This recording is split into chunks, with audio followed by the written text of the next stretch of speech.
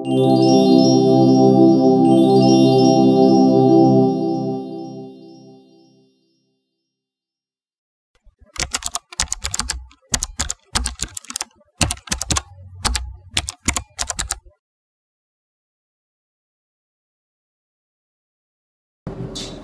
araw po. Ako po si Angel Luis Bautista from BMMA 2B PCU Dasmariñas. Ngayon kasama ko po ang aking tatay na si Rolando P. Bautista, ang tatay ng magandang estudyante na si Angel Luis Bautista. Magandang gabi po. So, ang tanong ko po sa inyo ay, mahalaga pa bang pag-aralan ang buhay at gawain ni Jose Rizal sa panahon ngayon? Nako, sa totoo lang, napakahalaga pa rin pag-aralan mula elementary, high school o college ang buhay ni Rizal at ang mga nagawa niya sa ating bansa. Tunay nga para sa akin ay tunay siyang isang pambansang bayani sa mga nagawa niya. At napag-aralan natin ang Noli Me Tangere at El Filibusterismo. Nandun nakatala ang kanyang buhay. Napakaganda ng mga kanyang sulat. Kaya ito ay isang halimbawa at dapat tularan ng mga kabataan. Pinaglaban niya ang ating bansa, ang sarili nating wika, pinaglaban niya sa mga Kastila. Kaya dapat lang na tuloy-tuloy pag-aralan ng mga bata at huwag alisin sa isipan at puso natin ang pambansang bayani na si Jose Rizal. Ganon din sa mga guro na dapat huwag kalilimutan ang mga nagawa ni Jose Rizal sa ating bansa na ibinuwis ang kanyang buhay ni Dr. Jose Rizal para sa mga kabataan at sa mga kanyang mga iniwan ng mga sulat-aklat na pag-aralan hanggang ngayon simula noon. Yun lamang po at dapat patuloy at dapat isa puso't isa isip ng mga kabataan ng mga nagawa ni Jose Rizal, pambansang bayani ng ating bayan. Maraming salamat po. Kaya po sa minamahal kong mga guro at sa mga masisipag natin mag-aaral, patuloy po natin pag-aralan ang buhay ni Jose Rizal at sariwain ng kanyang mga nagawa sa ating bansa. Itanim po natin sa isip ng mga kabataan ang kanyang kaugalian at katapangan na pinaglaban ng ating bansa, pati ang ating sariling biga. Yun lamang po.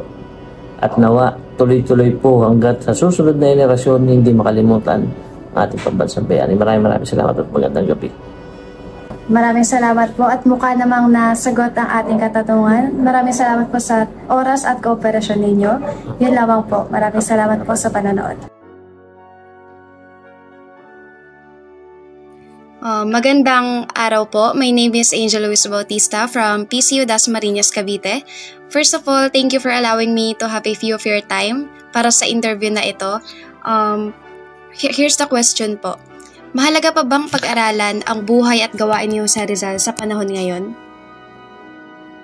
Siyempre, mahalaga pa rin pag-aralan ang buhay at gawain ni Jose Rizal sa panahon ngayon.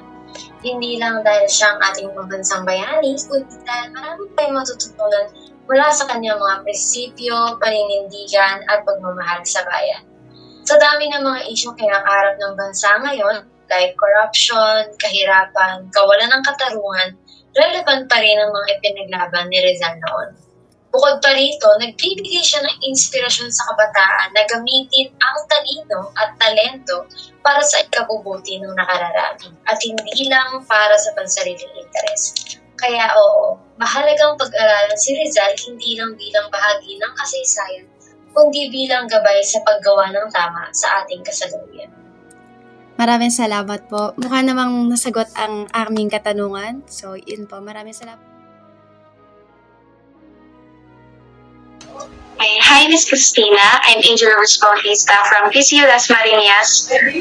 I am a multimedia student. So thank you for joining sa interview natin ngayon. And the question is, mahalaga bang pag-aralan ang buhay at gawain ni Jose Rizal sa panahon ngayon? First of all, I am Maria Cristina from Cavsu Imos and HM student.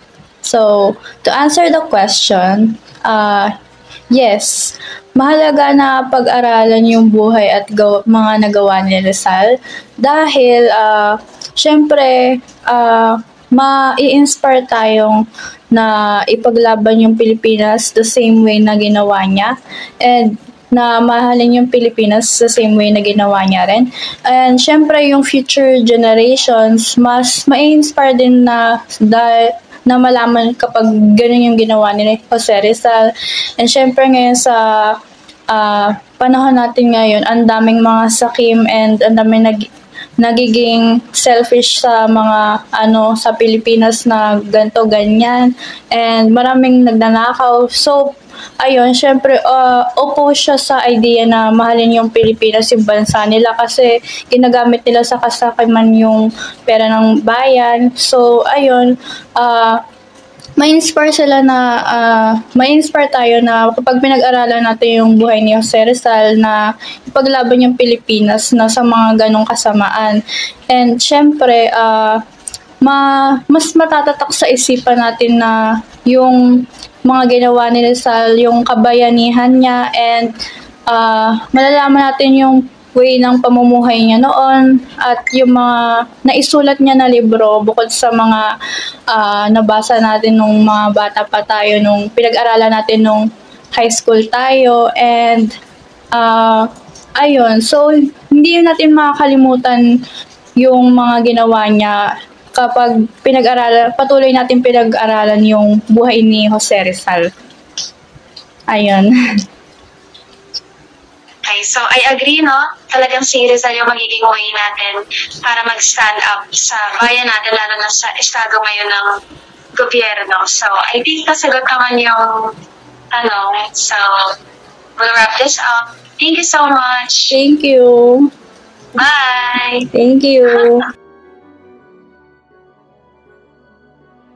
Magandang araw po. Ako po si Angel Luis Bautista from PCU Dasmariñas, Cavite, Multimedia Arts student.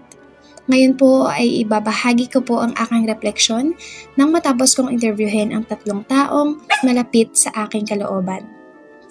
Nang matapos ko pong interviewin ang 3 taong malapit sa aking kalooban, nawari ko po na talagang hanggang ngayon, kahit na ilang dekada na po ang nagdaan at nakalipas, mahalaga at dapat na pinasasalamatan pa rin po natin ang mga naitulong at ibinahagi ni Dr. Jose Rizal sa ating mga kababayan niya. Ganun rin po na talagang mahalagang pag-aralan pa rin ang buhay ni Rizal nang sa gayon ay matuto po tayong bumangon ng may kaakibat na kumpiyansa sa ating mga sarili.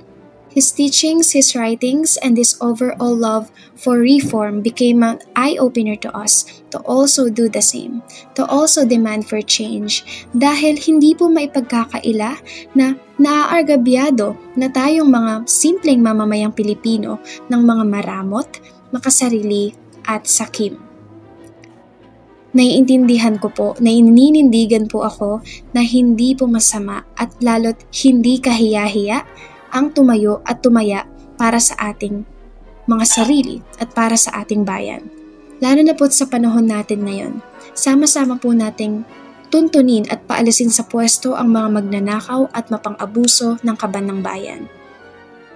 Masakit pong isipin na mistulang mga opisyal ng gobyerno ang mga naidadawit na sospek sa kasong ito. Masakit rin po na isipin na walang konsensya ang mga taong ito para lustayin ang bawat piso na galing sa dugo at pawis ng mga Pilipino, ng mga taxpayers. Silang mga nakaupo po dapat ang nagbibigay ng karangyaan sa ating mga buhay dahil isang commitment po iyon ng isang public servant.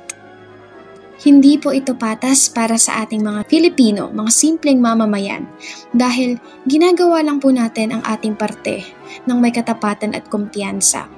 Taos-puso po akong naniniwala na si Dr. Jose Rizal at ang kanyang mga likha, literatura, ang tutulong sa ating mga kabataan, sa ating mga Pilipino, na bumangon at lumaban sa mga mapang-abuso. Si Dr. Jose Rizal po ang naging daan at inspirasyon natin na matutong bumoses at mahalin pa ang ating bansang Pilipinas. Talagang nauunawaan ko po na hindi masama ang manghingi ng hustisya dahil kinabukasan mo, kinabukasan ko, kinabukasan nating lahat ang nakataya dito. Kaya huwag po nating sayangin ang oportunidad na mapag-aralan pa ang buhay at likha ni Jose Rizal dahil ito po ay isang pribilehiyo na talagang mapagkukuhaan natin ng lakas, tapang at pagmamahal pa sa kapwa at lalo't sa bayan. Kaya magsama-sama po tayo, magkapit-bisig na tulungan ang Pilipinas nating mahal na makawala sa mga taong makasarili at hindi malinis ang intensyon. Iboto po natin ang nararapat at may matinong plataporma at vision para sa ating bansa. Dahil kung gagawin po natin yun, tiyak po na sama-sama rin po nating ipagbubunyi ang kagalakan, kapayapaan at katiwasayan ng Pilipinas nating mahal. Yun lamang po, maraming salamat. Hanggang sa muli.